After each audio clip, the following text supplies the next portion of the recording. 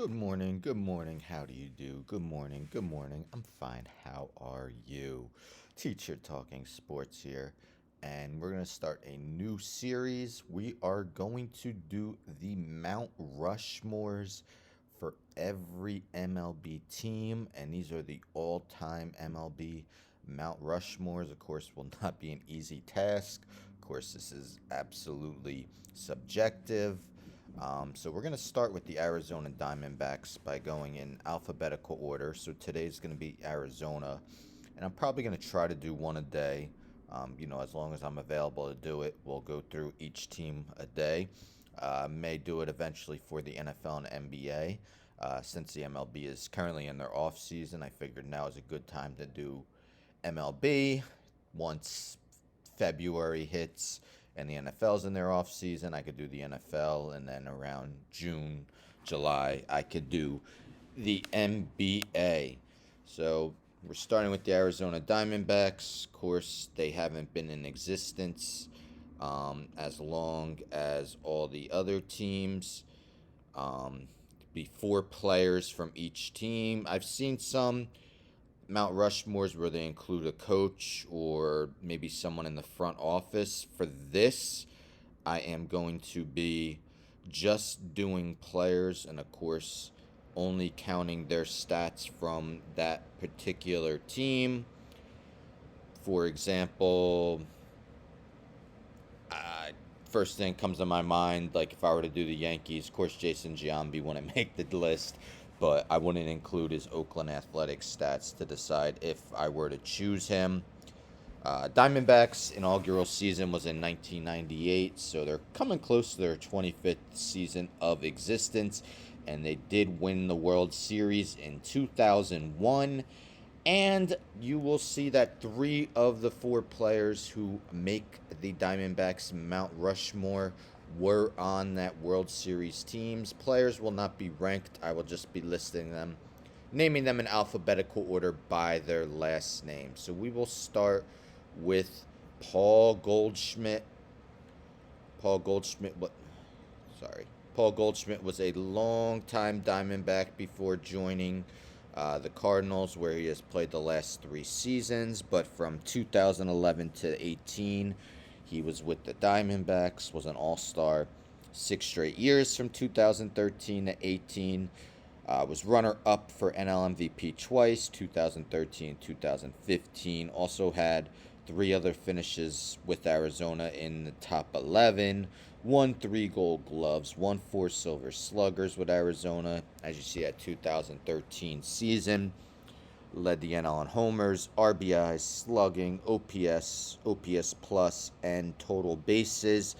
In his 8 seasons, 1,092 games career with Arizona, he batted 297 with a 930 OPS, 209 homers, 710 RBIs, 709 runs. Paul Goldschmidt, easy choice, and the only member of this Mount Rushmore who was not a part of the 2001 World Series team.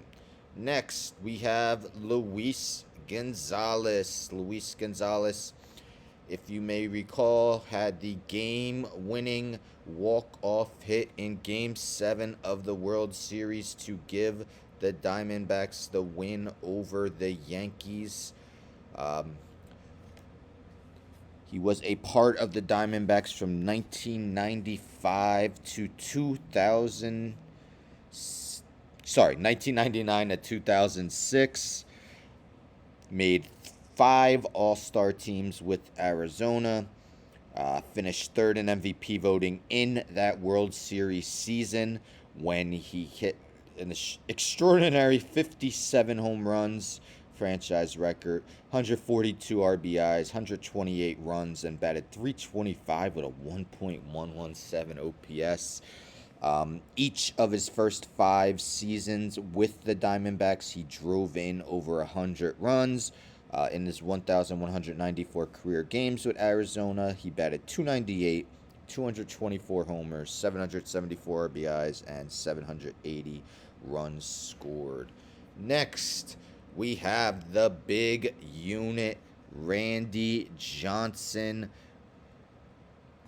Randy Johnson pitched from pitched for the Arizona Diamondbacks from 1999 to 2004, was co-World Series MVP along with Kurt Schilling. More on him soon. As you see, 3 games, 2 games started, won all of them with a 1.04 ERA. NLCS 2-0, 1.13 ERA was phenomenal. In that 6 seasons with, 1999 to 2004 and also 2007, 2008, he did come back. But we'll look at mostly that 1999 to 2004 stretch. As you could see, during that 6-year stretch, he went 103 and 49 with 2.65 ERA and a 1.04 WHIP, winning 4 straight NL Cy Youngs from 1999 to 2002. Won the Triple Crown of pitching, wins, ERA, and strikeouts in 2002. Led the NL in ERA 3 of those 4 NL Cy Young seasons, and led the NL in strikeouts in all 4 of those NL Cy Young seasons. Also was a runner-up for NL Cy Young in 2004. Altogether, in his 8 years, including his second stint with Arizona, he went 118 and 62 with a 2.83 ERA, 1.07 WHIP, and 2,077 strikeouts in 1,630 and a third innings pitched. And last, we have Kurt Schilling. Kurt Schilling was also co-World Series MVP along with the big unit. Kurt Schilling, as you could see, 3 starts, 1.69 ERA in the World Series. He was just phenomenal that whole postseason run. In 6 starts in the 2001 playoffs, he pitched a total of, and here comes my teacher skills again, 48 and a third innings, only giving up 25 hits while striking out 56 batters and only giving up 6 runs. Miraculous postseason run. A lot of people are shocked he's not in the Hall of Fame because of his postseason exploits. Didn't have a long tenure with the Diamondbacks. Was traded to him in 2000, made 13 starts, and then had 3 full seasons for him from 2001 to 2003. 2001 and 2002 was the Cy Young runner-up in the NL, only to his teammate Randy Johnson. Had a 4 years, 107 starts, 108 games overall, 58 and 28 record, 3.14 ERA, 1.04 WHIP, and 875 strikeouts and 781 and 2/3 innings. So while Kurt Schilling didn't have the longest stint with the Diamondbacks, the fact that he was co-World Series MVP definitely gives him a deserving spot on the list. Although it did really hurt me not to include Brandon Webb on this. Brandon Webb won an NL Cy Young with the Diamondbacks and finished runner-up twice. Kurt Schilling gets the slight nod because he was on the World Series winning team while also being named co-World Series MVP in a postseason in which he absolutely dominated. Also, apologies to Steve Finley, who was also on that 2001 World Series winning team.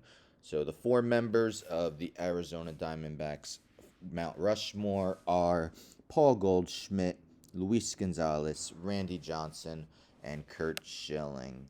Tomorrow, I will be moving on to the next team alphabetically, the Atlanta Braves. Much longer history than the Arizona Diamondbacks.